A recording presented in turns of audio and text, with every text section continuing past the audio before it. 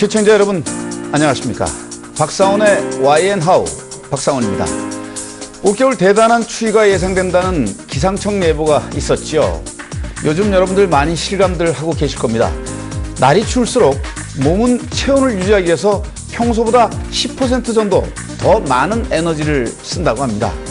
그럼에도 불구하고 겨울에 더 살이 찐다는 분들 우리 주위에 많이 있습니다. 추위 때문에 활동량은 주는 대신에 잦은 연말연시 모임 또 폭식, 폭음이 많기 때문이라고 합니다. 이 때문에 건강과 다이어트를 위해서라도 적당한 운동이 좀 필요한데요. 겨울철 운동은 아침보다는 저녁에, 또 복장은 두꺼운 옷보다는 얇은 옷을 여러 겹 입는 게 좋다고 합니다. 또 하나, 본격적인 운동 전에 가벼운 준비 운동이 필요하다는 거 꼭 기억하시기 바라겠습니다. 자, 박상원의 YNHOW 시작하겠습니다. 함께해 주실 YTN 사이언스 심재웅 기자 나와주셨습니다. 자, 심재웅 기자, 오늘은 어떤 중요한 내용들이 준비되어 있습니까? 네, 최근에 내린 폭설과 예년보다 일찍 찾아온 한파에 전국이 몸살을 앓고 있습니다. 그렇습니다. 12월이면 아직 초겨울인데 올겨울 얼마나 추우려고 겨울 초입부터 맹위를 떨치나 걱정들도 많으실 텐데요. 폭설과 한파에 어떻게 대비해야 하는지 알아봤습니다. 먼저 폭설과 함께 한파가 몰아닥치는 현장 취재했습니다. 초겨울부터 시작된 폭설. 한방눈이 펑펑 쏟아져 앞이 제대로 보이지 않을 정도입니다. 지난 5일 서울 적설량은 7.8cm. 1980년 이후 12월 상순에 내린 눈으로는 가장 많았습니다. 폭설에 이어 한파도 일찍 찾아왔습니다.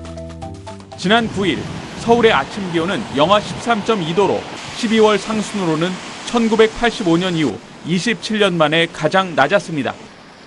낮 동안도 서울 수은주가 영하권에 머무는 등 초겨울부터 한겨울을 방불케 하는 날씨가 계속됐습니다. 때이른 폭설 원인은 예년보다 북측 찬 공기가 일찍 남하했기 때문입니다. 이 때문에 1월에나 볼 수 있었던 강력한 대륙 고기압이 12월 초부터 발달하면서 한반도 상공에 영하 40도의 찬 공기를 몰고 내려왔습니다. 여기에 저기압이 다가오면서 남서쪽에서 따뜻한 수증기를 몰고 와 심한 기온 차이로 눈구름이 강하게 발달했습니다. 다음 달 초에는 대륙 고기압이 확장하면서 예년보다 심한 추위가 예상되고 있습니다. 우리나라 동쪽에 상층 고기압이 버티면서 대기의 흐름을 막고 북쪽의 한기가 동아시아 지역으로 유입돼 대륙 고기압을 강하게 발달시킬 것으로 보입니다. 1월 평균적인 날씨는 평년하고 비슷할 것으로 예상을 했지만 그 대륙 고기압이 주기적으로 발달을 하면서 우리나라에 영향을 줄 것으로 전망이 됩니다. 그래서 대륙 고기압이 확장할 때는 기온이 좀 많이 떨어질 것으로 예상이 되고 있기 때문에 어떤 기온의 변화 폭이 클 것으로 예상이 됩니다. 그렇게 되면은 아무래도 우리가 느끼는 체감적인 추위는 좀 더 클 수 있을 거라고 예상이 됩니다.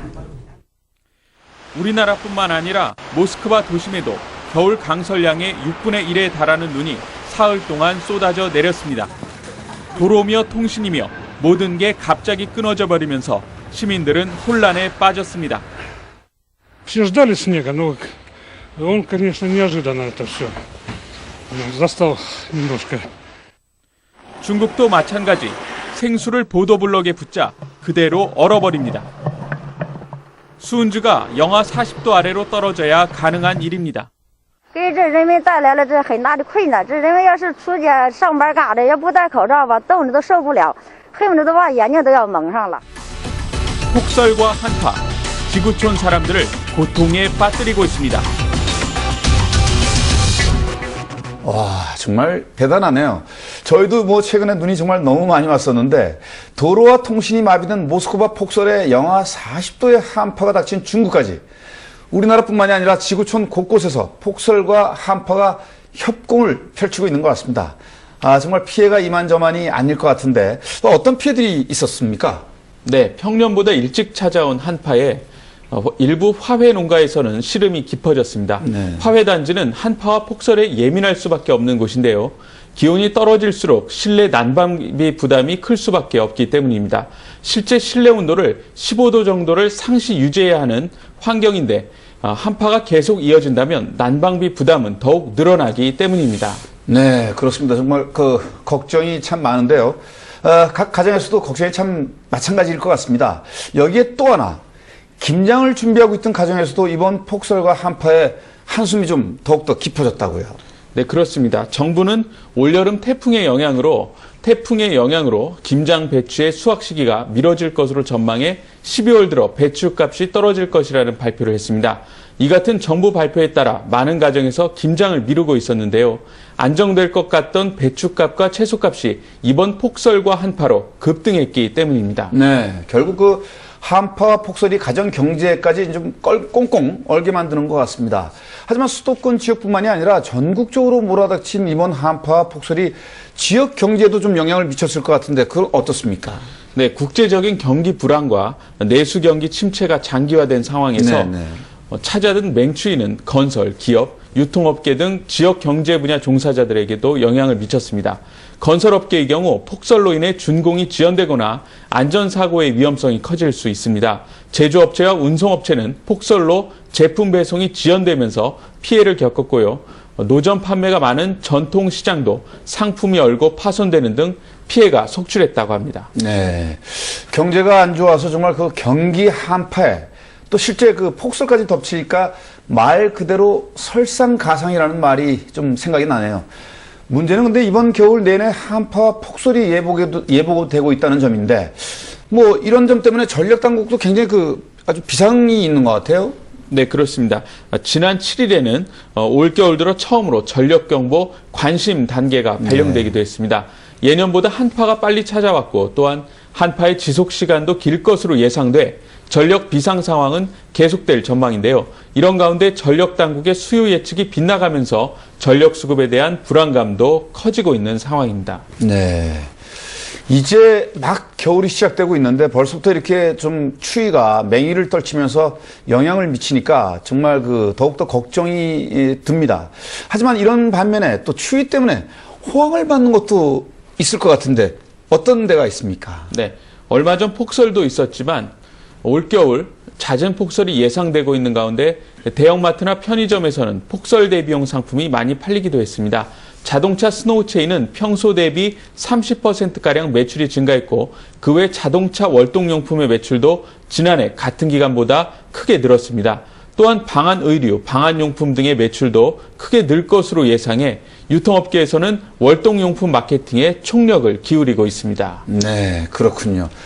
유통업계는 일찍 찾아온 추위 덕분에 반짝 특수를 누리고 있다는 그런 소식입니다. 하지만 마냥 반가워할 수만은 없기도 합니다. 이제 시작된 겨울, 앞으로도 폭설과 한파가 여러 차례 더 올 것이라는 예상이 나오고 있는데요. 그래도 대비책을 좀 알아둔다면 폭설과 한파로 인한 피해를 좀 줄일 수 있을 것 같은데 어떻습니까? 네, 그렇습니다.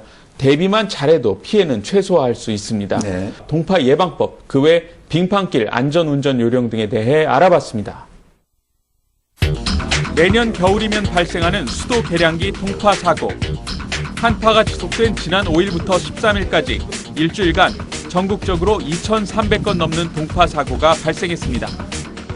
지난해 11월부터 올해 3월까지는 총 4만 1,000건, 2010년 11월부터 2011년 3월까지는 총 9만 3천 건의 동파 사고가 일어났습니다.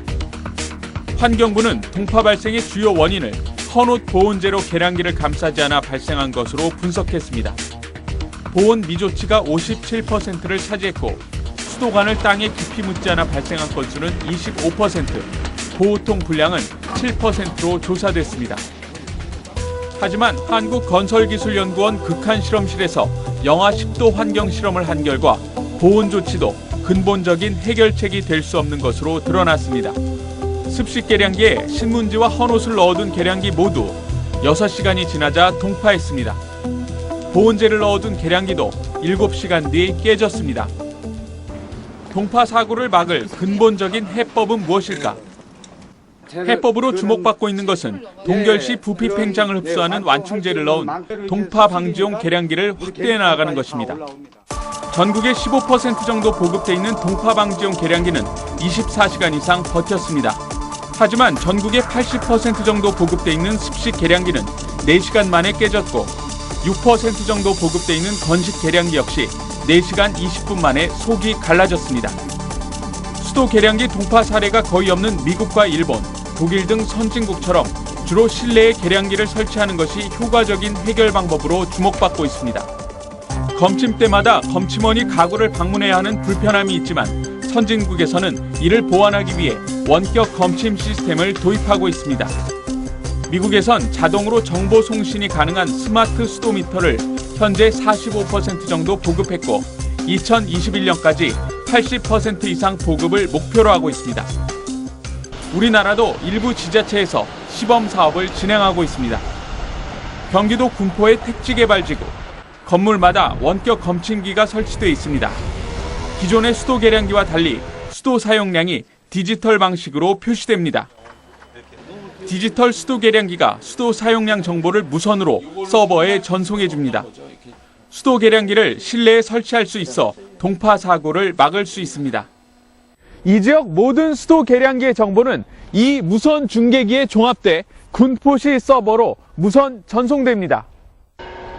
군포시 수도관리사업소에서는 사무실 안에서 여러 가구의 수도 사용량을 한눈에 확인할 수 있습니다. 무선 원격으로 하게 되면은 저희가 하루에 이제 4번 정도 자료를 받게 되는데, 그럴 경우에 이제 그 사용량에 대해서 많은 자료를 가지고 있고요. 그렇게 되면 이제 통계 자료가 낼 때 편리합니다. 갑작스럽게 늘어난 경우에는 저희가 이제 그 시스템상에서 그 사용량이 과다로 증가했다고 나옵니다. 그럴 경우는 일단은 그 수용과에 연락을 해갖고 새벽에 사용량이 너무 많이 늘어났다, 한번 점검을 해달라, 그렇게 얘기해갖고 만약 이상 없을 경우는 좋지만은 이상이 발견됐을 때는 빠르게 고쳐갖고 누수를 사전에 예방할 수 있습니다. 현재 60가구의 수도 사용량을 원격으로 파악하고 있는 군포시는 원격 검침 시스템이 동파 방지뿐만 아니라 관리의 효율성을 높여주는 것으로 평가하고 있습니다. 앞으로 신규 택지와 동파가 많이 발생하는 지역, 검침이 어려운 지역을 대상으로 시범 사업을 확대해 나갈 계획입니다. 원격 검침 시스템의 단점으로는 설치 비용이 기존 수도 계량기의 5배가 넘는다는 것입니다. 장점으로 보면은 인력 절감 측면에서 효과가 있을 것 같고요. 동파 예방에도 효과가 있을 것으로 기대하고 있습니다. 다만 문제점으로 볼 때 너무 많은 비용이 소요되는데 이거를 어떻게 우리 시에서 충당할 것인가 고민을 해봐야 되겠습니다. 원격 검침 시스템 확대가 어려움을 겪고 있는 것은 높은 설치 비용뿐만 아니라 지자체의 일관성 있는 정책 추진 부족 때문이라는 지적도 있습니다. 담당자분들께서 한 2, 3년마다 한 번씩 로테이션 되는 부분이 좀 가장 큰 애로사항인데요. 어떤 하나의 시범 사업으로 사업자가 선정이 됐을 때 그게 좀 일관성 있게 어떤 지속적인 사업이 돼야 되는데, 대부분 한 2, 3년 지나고 나면 좀 다시 좀 사업이 원상복귀되는 어떤 그런 경향들이 좀 많이 있습니다. 그래서 지금 몇몇 업체들이 가장 어려워하는 부분들이 어떤 사업의 지속성에 대한 부분에서 가장 힘들어하고 있는 부분이 있는 것 같습니다. 그리고 또 새로운 제품이 자꾸 나올 때마다 새로운 제품으로 어떤 변화하는 경향들이 좀 있는데, 하나의 어떤 통합된 일관성을 좀 가지고 지속된 사업으로 좀 이어간다 그러면, 동파 사고를 줄이기 위해선 수도 계량기 관리 체계 개선도 필요한 상황입니다. 전국 162개 지자체 수도관리 사업소 중에서도 절반 정도인 82개소만 수도 계량기를 관리하고 있습니다. 나머지는 각 가정에서 직접 관리하고 있는 상황입니다. 이렇게 분산돼 있는 계량기 관리자를 지방자치제로 일원화하면 동파 예방 조치나 신형 수도 계량기 도입 등을 체계적으로 추진할 수 있기 때문입니다. 폭설과 한파가 닥칠 때는 교통사고도 2배 가까이 증가해 사망자 77%, 부상자는 88% 증가하는 것으로 나타났습니다. 특히 고가도로와 교량, 입체교차로는 빙판길 위험이 높아 주의가 필요합니다.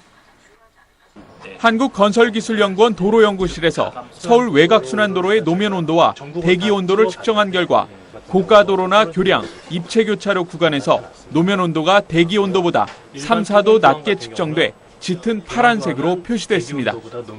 영상의 기온이라도 이 구간 도로는 얼어 있을 수 있다는 것입니다. 특히 운전자들이 실수할 수 있는 게 일반 기온이랑 노면 온도는 같다고 생각을 하는데 일반 교량 구간이나 입체 교차로 그다음에 그런 구간 같은 경우는 노면 온도보다도 대기 온도보다도 노면 온도가 낮게 나타나는 구간이 발생하기 때문에 운전자들이 굉장히 조심을 해야 되는 구간입니다. 그 다음에 또 터널 진출구 같은 경우는 터널 안에서 눈이 없다고 도로가 건조하다고 해서 운전자들이 안심하고 달리다가 터널 진출부에서 갑자기 얼은 도로를 만날 수 있기 때문에 운전자들이 특히나 조심을 해야 되는 그런 상황이 발생을 합니다. 폭설과 한파 때는 모래나 염화칼슘이 뿌려진 도로도 위험합니다. 눈이 5cm 내린 국도. 모래를 잔뜩 뿌린 뒤에 시속 50km로 달리다가 브레이크를 밟자 28m나 미끄러진 뒤에 멈춰섰습니다. 염화칼슘을 뿌린 도로도 20m 가까이 됐습니다. 정상도로에서 정지거리는 16m. 염화칼슘이나 모래를 뿌려도 제동거리는 20에서 70%까지 길어지기 때문에 안심할 수 없는 것으로 나타났습니다. 타이어 종류별 제동 효과 실험에서는 미끄럼 방지제를 뿌린 타이어가 일반 타이어에 비해 미끄러짐이 26% 감소해 제동 효과가 가장 우수한 것으로 나타났습니다. 하지만 미끄럼 방지제는 눈길 주행 뒤 20-30분이 지나면 효과가 급격히 떨어질 수 있어 주의가 필요합니다. 다음으로는 쇠사슬 체인이 미끄러짐을 14% 감소시켰고 직물 체인 11%, 우레탄 체인 7% 순으로 나타났습니다. 이른 아침에 우리 운전자들이 이제 잘 보이지 않는 이 살얼음에 좀 주의할 필요가 있습니다. 이때는 역시 이제 속도를 낮추고 이제 안전거리를 충분히 유지하는 것이 안전운전 방법이라고 볼 수 있습니다. 최근에 보급된 첨단 제동장치, 즉 ABS, TCS, VDS 이와 같은 제동장치는 눈도로와 빙판도로에서 이제 그 주행 안정성을 확보하는 데는 매우 우수하지만 제동거리를 단축해주는 효과는 전혀 없기 때문에 우리 운전자들이 너무 과신하지 말고 속도를 좀 더 낮추고 안전거리를 유지하는 것은 안전운전의 어떤 그 지름길이라고 볼 수 있습니다. 기후변화로 더욱 잦아지고 있는 폭설과 한파. 동파 사고에 대한 근본적인 대책 마련과 과학적인 안전운전 등 시민들의 철저한 대비가 필요합니다. 네, 겨울은 또 폭설과 한파, 여름에는 또 태풍이다, 폭우다, 폭염. 기상이변에 가장 큰 영향을 받고 또 큰 피해를 입는 분야가 역시 그 농업과 축산농가가 아닌가 싶습니다. 피해 예방을 위해서 체계적인 좀 대응 시스템을 마련하는 것도 필요하다는 생각이 좀 드는데 어떻습니까? 네, 그렇습니다. 제주도의 경우 폭설로 인한 피해 예방을 위해 도와 행정시, 생산자 단체 등 각 기관이 일제히 대응 체계를 구축해 피해 발생 유형에 따라 대책을 수립하고 이에 대한 농가 지도를 통해 미흡한 사항을 보완하도록 하고 있습니다. 특히 자연재난 특보 발표 시 농가를 대상으로 SNS 문자 메시지를 전송해 재해에 신속히 대응할 수 있도록 할 예정이라고 합니다.